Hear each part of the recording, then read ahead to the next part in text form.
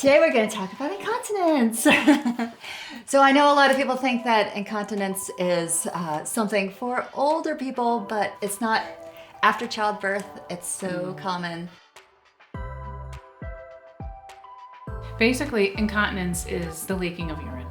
And it can be small amounts, it can be large amounts. It can affect a woman after childbirth. It can affect her for a variety of reasons. I actually noticed I started to leak when I sneezed before I even had kids. I would just start to cross my legs. Just very subtly. But nobody had ever told me about doing Kegels. Nobody. Right. My mom, my gynecologist, nobody told me. So I didn't know that I was supposed to do them.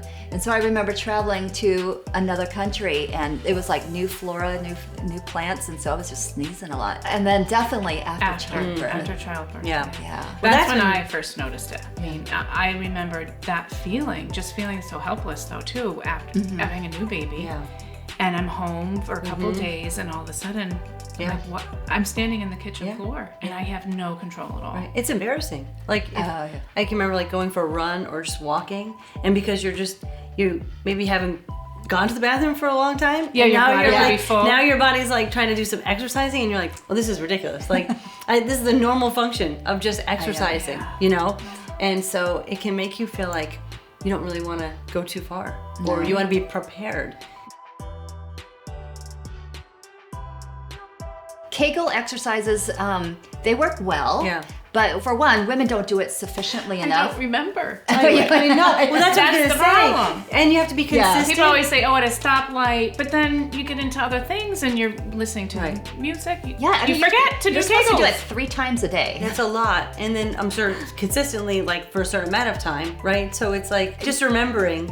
Or if, like you said, Gloria, are we doing it efficiently? Correctly. Are we doing it correctly? The research says that a quarter of women do not do it correctly. Right. And we've done ultrasound studies where we try to see the women's bladder move when they're doing Kegel exercise, and they think they're doing a Kegel exercise, and they're not, because nothing's moving. Right.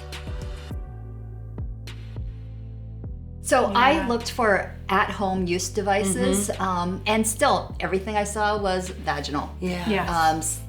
Sticking something up there, whether it's just weights, where you just try to squeeze it, or it's biofeedback devices or electrical stimulation. Yeah. I didn't want to do that. Yeah. I tried it, and it was, for one, you have to lock yourself in your bedroom for 20 minutes lying on your back. Oh my gosh.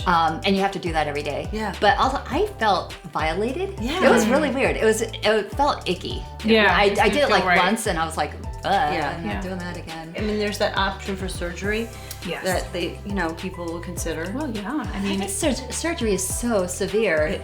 I mean, that's really late stage, but I think women don't know of anything else. Kegels, surgery, what's in between. Right. And there's not a lot.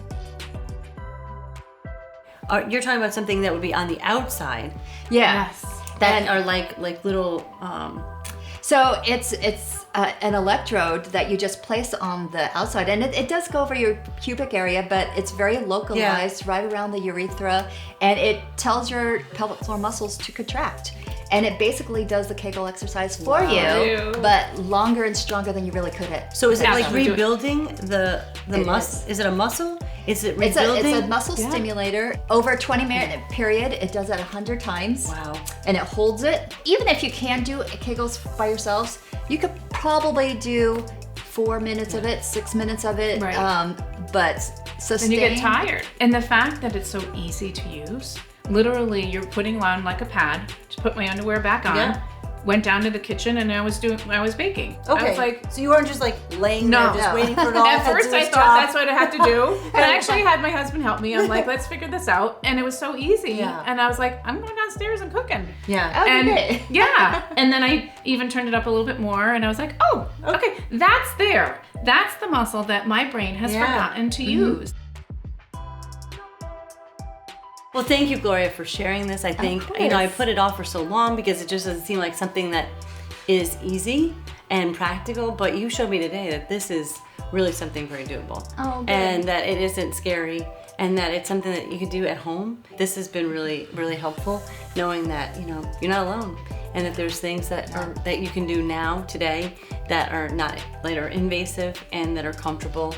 Yep. And then you're going to see progress. You're going to see something within a few weeks that you're using the product. Yeah. That's my I'm hope. excited. That's my hope is that so easy. everyone gets treated early. Yeah. Yes. Early. Yeah. So thank you guys. Yeah. It's been great. Thank you. Thank you.